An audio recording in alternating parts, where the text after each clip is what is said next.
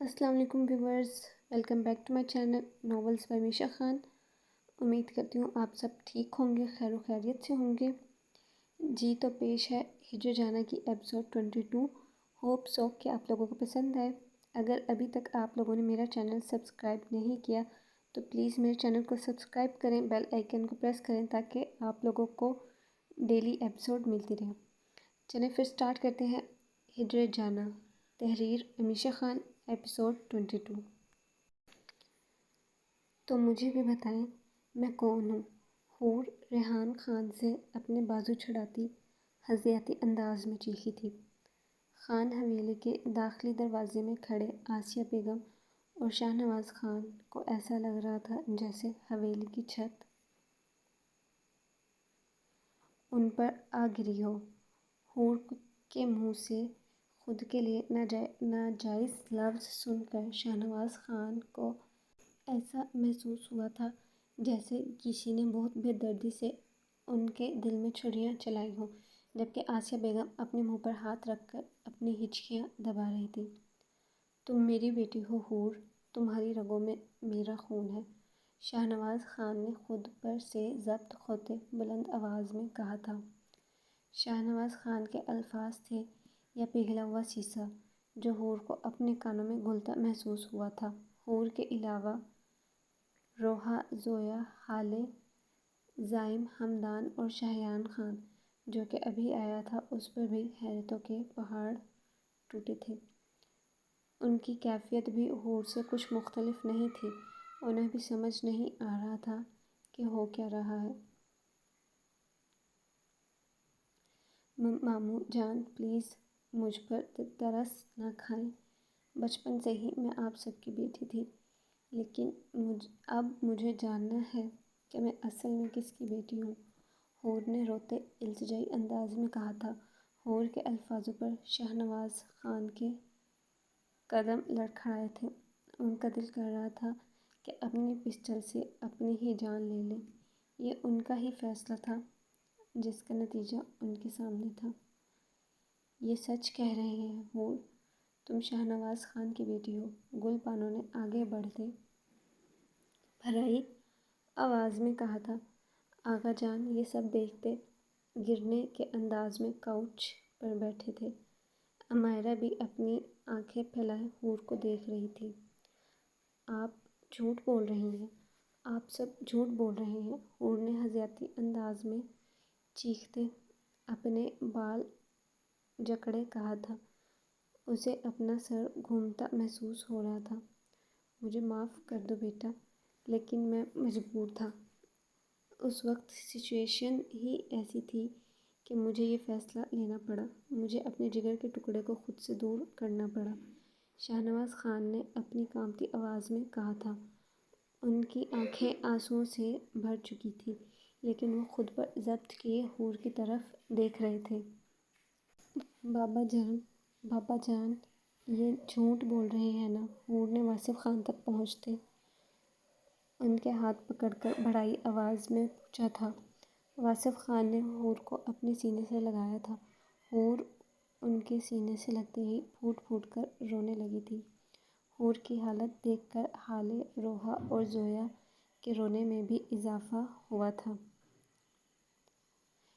شاہیان Khan entrance ڈور کے پاس کھڑا بے یقین نگاہوں سے کبھی اپنے باپ کو تو کبھی حور کو دیکھ رہا تھا۔ اس کے سر پہ بھی پہاڑ ٹوٹا تھا۔ اسے آج سمجھ آیا تھا کہ اسے حور سے اتنی کشش کیوں محسوس ہوتی تھی، اسے حور سے اتنی محبت کیوں تھی، کیوں حور کی آنکھیں بالکل اس کے جیسے تھیں۔ شاہیان خان نے ضبط سے اپنے ہاتھ کی مٹھی بھینچی تھی۔ آخر ایسی کون سی وجہ تھی جس کی وجہ سے آپ لوگوں نے مجھ سے میری بہن کو دور کیا، اسے اتنی اذیتیں دی؟ شاہیان خان پوری شدت سے دہاڑا تھا۔ شاہیان خان کے دہاڑنے پر حور نے اپنی ڈبڈبائی آنکھوں سے اس کی طرف دیکھا تھا، جس کی آنکھیں انتہا کی حد تک سرخ ہو چکی تھیں۔ شاہیان خان کے بڑوں کے سامنے چیخنے پر ریحان خان نے اسے ٹوکا تھا۔ نہیں لالا، آج نہیں۔ مجھے جاننا ہے آخر ایسی کون سی وجہ تھی جس کی وجہ سے انہوں نے یہ فیصلہ کیا۔ شاہیان خان نے شاہنواز خان کی طرف اشارہ کرتے غصے سے کہا تھا۔ اپنے بیٹے کو اپنی طرف سوالیہ نگاہوں سے دیکھتے اور اپنی بیٹی کو بلک بلک کر روتے دیکھ شاہنواز خان بالکل ٹوٹ چکے تھے۔ شاہنواز نے خود پر ضبط کرتے غیر مرئی نقطے کو دیکھتے بولنا شروع کیا تھا۔ مصطفیٰ لالا، یوسف اور ملیحہ کی وفات کا صبیحہ کو بہت گہرا صدمہ لگا تھا۔ وہ 1 مہینے تک کوما میں رہی تھی۔ اسے PTSD ہو چکا تھا۔ 1 مہینے بعد ہوش میں آتے ہی صبیحہ نے عمائرہ کا نام لیا تھا۔ وہ اس رات جو کچھ بھی ہوا تھا سب بھول چکی تھی۔ اسے بس عمائرہ یاد تھی۔ وہ بار بار ہم سے عمائرہ کے بارے میں پوچھتی۔ ہم سب نے عمائرہ کو بہت تلاش کیا لیکن ہم ناکام رہے۔ ہمارے پاس صبیحہ کے سوالوں کا کوئی جواب نہیں تھا۔ شاہنواز خان نے عمائرہ کی طرف دیکھا تھا جو انہی کی طرف دیکھتی ان کی بات سن کر آنسو بہا رہی تھی۔ اس وقت ہم نے سب بچوں کو امریکہ میں امینہ بھابھی کے ماں باپ کے پاس بھیج دیا تھا تاکہ گھر کے ماحول کا اثر ان کے ذہن پر نہ پڑے۔ زاویان اور ریحان امریکہ نہیں گئے تھے۔ ہم سب صبیحہ کے لیے بہت پریشان تھے۔ اس کی حالت عمائرہ کو یاد کرتے دن بدن بگڑتی جا رہی تھی۔ میں نے اپنی جان سے بھی زیادہ عزیز بھائی بہن کے جنازے کو ایک ساتھ کندھا دیا تھا۔ میں اپنی دوسری بہن کو نہیں کھونا چاہتا تھا۔ ڈاکٹر نے کہا تھا اگر اس کی دماغی حالت ٹھیک نہ ہوئی، اگر ہم نے عمائرہ کو صبیحہ کو لا کر نہ دیا تو وہ یا تو ہمیشہ کے لیے کوما میں جا سکتی ہے یا مر۔ شاہنواز خان اپنا جملہ مکمل نہیں کر سکے لیکن سب ان کا ادھورا جملہ سمجھ چکے تھے۔ شاہنواز خان نے اپنی آنکھوں کے کنارے صاف کرتے حور کی طرف دیکھتے دوبارہ کہنا شروع کیا تھا۔ حور اس وقت صرف 4 ماہ کی تھی۔ حور عمائرہ سے 1 ماہ بڑی تھی، اس لیے حور بھی ریحان اور زاویان خان کے ساتھ ہمارے پاس ہی تھی۔ ایک دن آسیہ حور کو اپنے ساتھ ہاسپٹل لے کر گئی۔ صبیحہ دوائیوں کے زیر اثر بے ہوش تھی۔ صبیحہ کو ہوش آتے ہی اس کی نظر ہاسپٹل روم میں آسیہ کی گود میں کھیلتی حور کی طرف پڑی تھی۔ وہ حزیاتی انداز میں چیختی چلاتی حور تک پہنچی اور اسے اپنے سینے سے لگا گئی۔ اس کی ذہنی حالت اتنی خراب ہو چکی تھی کہ اسے حور اور عمائرہ میں کوئی فرق نظر نہیں آیا۔ وہ حور کو عمائرہ سمجھ رہی تھی۔ آسیہ نے اسے جھنجھوڑ کر کہا کہ یہ حور ہے، لیکن وہ اپنے آپے سے اتنی باہر تھی کہ اسے صرف یہ لگ رہا تھا کہ وہ بچی ملیحہ کی بیٹی ہے۔ اسے نام سے بھی فرق نہیں پڑ رہا تھا۔ صبیحہ اس دن ہوش میں رہی اور سارا دن حور کو اپنے گلے سے لگائے رکھا۔ حور کے رونے پر صبیحہ اسے چپ کراتی اور روتی دوبارہ اسے اپنے سینے سے لگا لیتی۔ اس نے کسی کو حور کو ہاتھ تک نہیں لگانے دیا تھا۔ صبیحہ کی حالت دیکھ کر ڈاکٹرز نے ہمیں مشورہ دیا کہ ہم حور کو اس کی گود میں ڈال دیں۔ وہ حور کو ہی عمائرہ سمجھ رہی تھی اور یہ ایک واحد ذریعہ تھا جس کے ذریعے ہم صبیحہ کو بچا سکتے تھے۔ میں اپنی ایک بہن اور بھائی کو کھو چکا تھا۔ اگر دوسری بہن کو کچھ ہو جاتا تو میں بھی نہ بچتا۔ حالانکہ اپنے خون اپنی بیٹی کو دینا میری زندگی کا سب سے بڑا امتحان تھا، لیکن وہ کہتے ہیں نا، اپنوں کے لیے قربانیاں دی جاتی ہیں، مجبوریاں نہیں گنوائی جاتی۔ راحم، زاویان اور ریحان کے علاوہ باقی سب بچے بہت چھوٹے تھے۔ تقریباً 1 سال بعد ہم نے بچوں کو امریکہ سے واپس بلایا تھا۔ 1 سال میں وہ سب بھول چکے تھے کہ حور کس کی بیٹی ہے۔ شاہیان کبھی کبھار اپنی بہن کو یاد کر کے ضد کرتا تھا لیکن وہ تھا تو بچہ۔ وقت کے ساتھ سب ٹھیک ہو چکا تھا۔ حور کے ساتھ سے صبیحہ آہستہ آہستہ واپس زندگی کی طرف آ رہی تھی۔ حور سب کے لیے حور یوسف خان بن چکی تھی۔ شاہنواز خان نے شاہجہان خان کی طرف دیکھ کر پھیکا سا مسکرا کر کہا تھا۔ آسیہ بیگم کی ہچکیاں پوری حویلی میں گونج رہی تھی۔ وہ اپنے دل پر ہاتھ رکھے حور کو دیکھتی روئے جا رہی تھی۔ شاہجہان خان کی آنکھوں سے بھی ایک آنسو لڑکھڑا کر اس کی بیئرڈ میں جذب ہوا تھا۔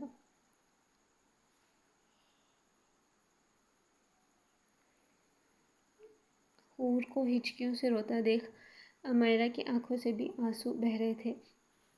اسے خود میں اور حور میں کوئی فرق نظر نہیں آ رہا تھا۔ اس کے اوپر بھی تو یہ قیامت ٹوٹی تھی جب اسے پتہ چلا تھا کہ وہ حیدر ملک کی نہیں بلکہ یوسف خان کی بیٹی ہے۔ اسے حور سے ہمدردی محسوس ہو رہی تھی۔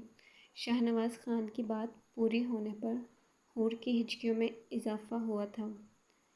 ادھر دیکھو میری طرف۔ واصف خان نے حور کے چہرے کو اپنے ہاتھوں کے پیالے میں بھر کر اپنے چہرے کے سامنے کیا تھا۔ کیا میں نے یا خانم نے کبھی تمہیں ایسا محسوس کروایا کہ تم ہماری بیٹی نہیں ہو؟ واصف خان نے بہت نرمی سے پوچھا تھا۔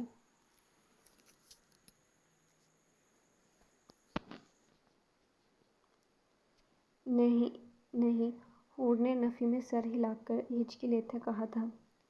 میرا خدا گواہ ہے حور، میں نے تمہیں کبھی نہ تو یوسف خان کی بیٹی سمجھا نہ ہی شاہنواز خان کی۔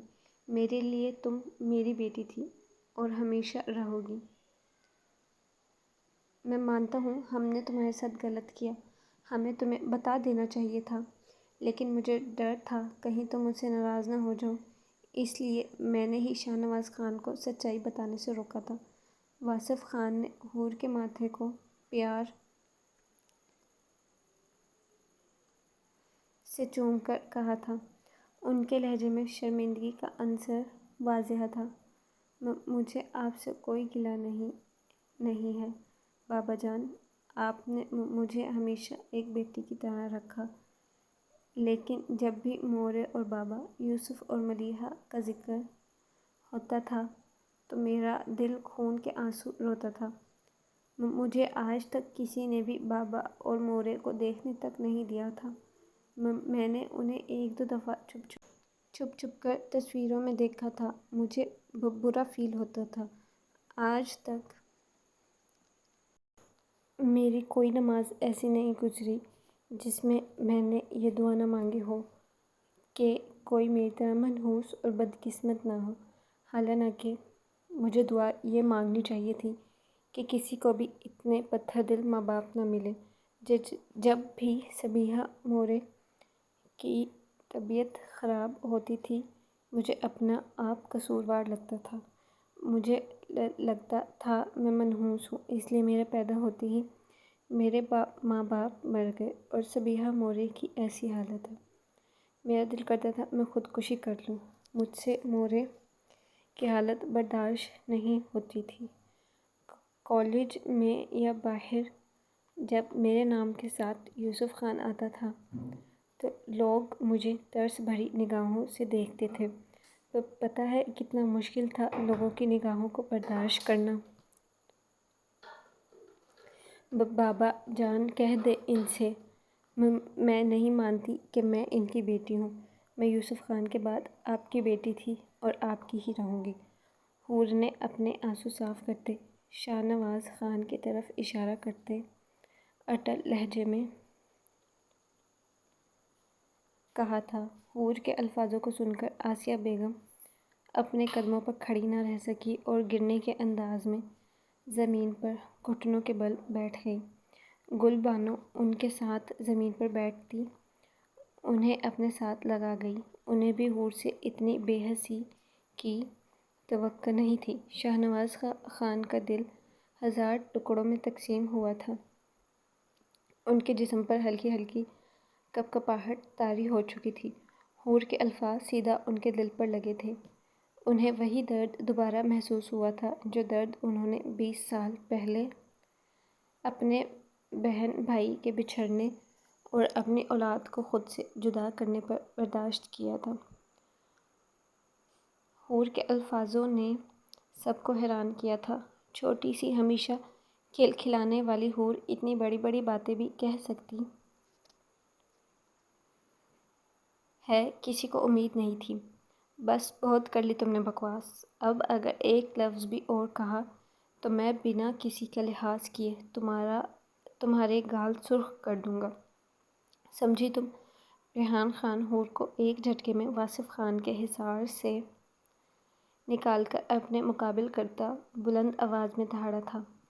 اس کی آنکھیں خطرناک حد تک سرخ ہو چکی تھیں۔ اس کی آنکھیں اور اس پر تضاد چیخنے پر حور نے سہمتے اس سے دور ہونے کی کوشش کی تھی۔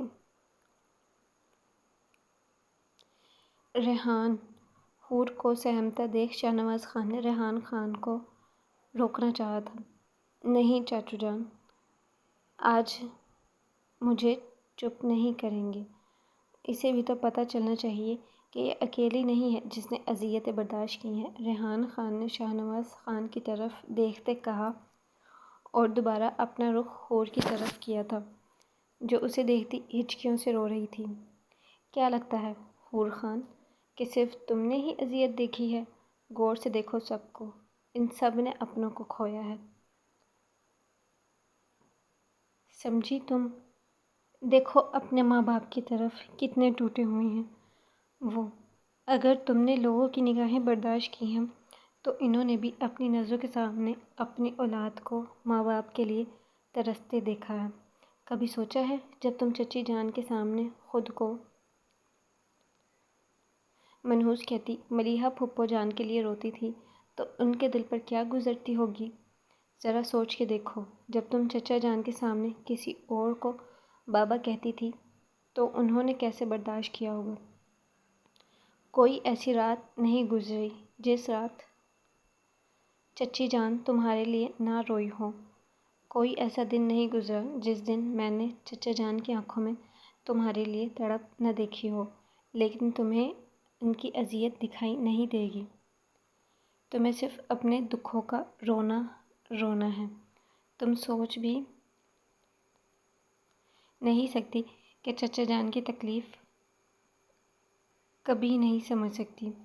تم نہیں سمجھ سکتی کہ اپنی بہن اور بھائی کو کھونے کے بعد اولاد کو بھی کسی اور کو دے دینا کتنا اذیت ناک ہے، کیونکہ تمہیں اپنے علاوہ کسی اور کی تکلیف نظر نہیں آتی، تمہیں صرف اپنی کمی نظر آتی ہے۔ اور بہت ہوا تمہارا شکوہ، ٹھیک ہے، تمہیں نہ بتا کر تمہارے ساتھ غلط ہوا، لیکن یہاں پر ہر کسی کے ساتھ کچھ نہ کچھ غلط ہوا ہے۔ فرق صرف اتنا ہے، ہم تمہاری طرح چیخ چلا کر رو کر خود کو مظلوم ثابت نہیں کر رہے۔ ریحان خان نے حور کو دیکھتے چبھتے لہجے میں کہا تھا۔ ریحان بس کرو، وہ بچی ہے۔ حور کو سہمتے روتے دیکھ توصیف خان نے حور کے بازو سے ریحان خان کی گرفت کو چھڑا کر حور کو اپنے سینے سے لگایا تھا۔ حور توصیف خان کے سینے سے لگتی دوبارہ پھوٹ پھوٹ کر رونے لگ پڑی۔ اتنی بھی بچی نہیں ہے، 20 سال کی ہونے والی ہے۔ آپ سب کے لاڈ پیار نے اسے اتنا سر پر چڑھا رکھا ہے کہ اسے دوسروں کی اذیت نظر نہیں آ رہی، اسے ایک ماں کا بلک بلک کر رونا نظر نہیں آ رہا۔ ریحان خان حور کی طرف شربار نگاہوں سے دیکھتے آسیہ بیگم کا حوالہ دیتا چیخا تھا۔ بس بہت ہوا آغا جان، وقت آ گیا ہے، اب آپ اپنا 20 سال پہلے کیا گیا وعدہ پورا کریں۔ امائرا خان واپس آ چکی ہے تو مجھے میری منگ چاہیے، مجھے آج ہی حور سے نکاح کرنا ہے۔ ریحان خان نے آغا جان کی طرف دیکھ کر اٹل لہجے میں کہا تھا۔ اس کے چہرے پر چٹانوں کی سی سختی تھی۔ ریحان خان کے الفاظوں نے حور کے سر پر دوسرا دھماکہ کیا تھا۔ وہ اپنی آنکھیں آخری حد تک پھیلائے ریحان خان کی طرف دیکھ رہی تھی، جو آغا جان کے سامنے سینہ تانے کھڑا تھا۔ حور کو اپنے کانوں پر یقین نہیں آ رہا تھا۔ ریحان خان کے الفاظوں پر حویلی کے لاؤنج میں ہر طرف خاموشی چھائی تھی۔ سب حیرانی سے ریحان خان کی طرف دیکھ رہے تھے۔ حور آپ کی مانگ؟ شاہیان خان کی آواز نے لاؤنج میں خاموشی کو توڑا تھا۔ ہاں، حور خان میری مانگ ہے۔ یہ فیصلہ آغا جان اور مورے کا تھا۔ آغا جان نے مورے سے وعدہ کیا تھا امائرا خان کے واپس آتے ہی اسی دن حور کا میرے ساتھ نکاح کر دیا جائے گا۔ ریحان خان نے شاہیان خان کی طرف دیکھتے سنجیدگی سے کہا تھا۔ لیکن بچے، ابھی صحیح وقت نہیں ہے، آغا جان نے جھجکتے کہا تھا۔ یہی وقت صحیح ہے آغا جان، میں مزید حور کو خان حویلی میں نہیں چھوڑ سکتا، اس لیے بہتر یہی ہوگا آپ آج ہی اس کا مجھ سے نکاح کروائیں، ریحان خان نے اٹل لہجے میں کہا تھا۔ ریحان خان کے الفاظوں پر حور کو اپنے کان سائی سائی کرتے محسوس ہوئے تھے۔ اسے ایسا لگ رہا تھا جیسے کوئی اس کے سر پر ہتھوڑے مار رہا ہو۔ وہ ریحان خان کی مانگ تھی، وہ ریحان خان جسے دیکھتے ہی حور کے پسینے چھوٹتے ہیں، جسے حور پناہ مانگتی ہے، وہ اسی ریحان خان کی مانگ تھی۔ اتنا ہی نہیں، ریحان خان سب کے سامنے آغا جان سے نکاح کی بات کر رہا تھا۔ حور کو اپنا دل کانوں میں دھڑکتا محسوس ہوا تھا۔ مجھے نکاح نہیں کرنا، حور نے ڈرتے اٹکتے ہوئے کہا تھا۔ حور کے نہ کرنے پر ریحان خان نے اس کی طرف رخ کر کے اسے اپنی خون اشام نگاہوں سے دیکھتے اس کی طرف قدم بڑھائے تھے۔ اس سے پہلے کہ ریحان خان حور تک پہنچتا، زاویان خان حور کے سامنے ڈھال کی طرح کھڑا ہوا تھا۔ بس بہت ہو گیا ریحان خان، حور میری بہن ہے، بہت کر لیا دوسروں نے اس کی زندگی کے فیصلے، اب اس کی مرضی کے خلاف کچھ نہیں ہوگا، زاویان خان نے ریحان خان کی آنکھوں میں دیکھتے پتھریلے لہجے میں کہا تھا۔ ریحان خان اور زاویان خان کو ایک دوسرے کے مقابل آتے دیکھ سب مرد حضرات کے چہروں پر پریشانی چھائی تھی۔ انہیں پتہ تھا یہ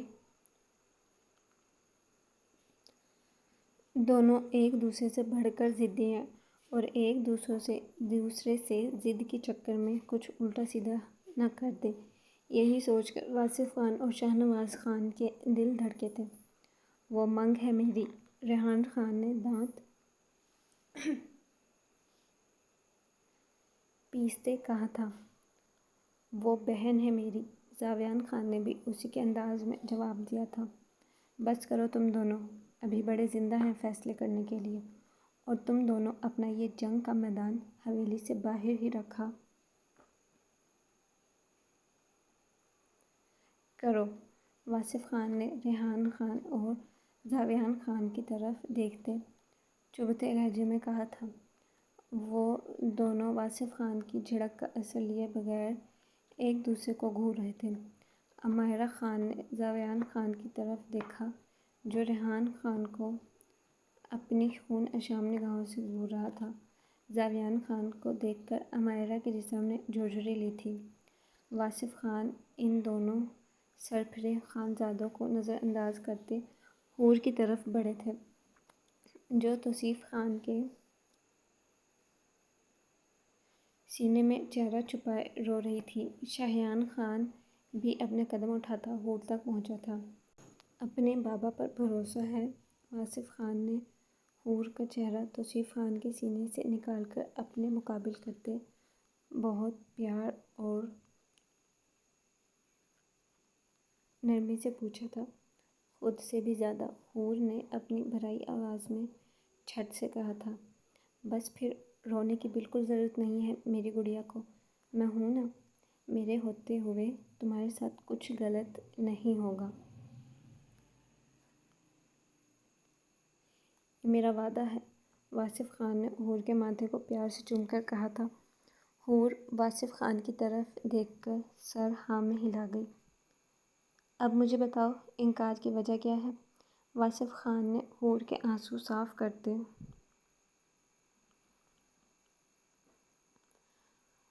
پوچھا تھا۔ مجھے ریحان لالا سے ڈر لگتا ہے، حور نے بھرائی آواز میں معصومیت سے کہا تھا۔ اس کے معصوم بھرے جملے کو سن کر ایسی سچویشن میں بھی حویلی والوں کے چہرے پر ہلکی سی مسکراہٹ ابھری تھی، جبکہ ریحان خان نے سر ٹیڑھا کر کے ضیاء خان کی اور سے حور کو گھور کر دیکھا تھا، جو یہ جاننے کے بعد بھی کہ ریحان خان اس کا منگیتر ہے، اسے لالا کہہ رہی تھی۔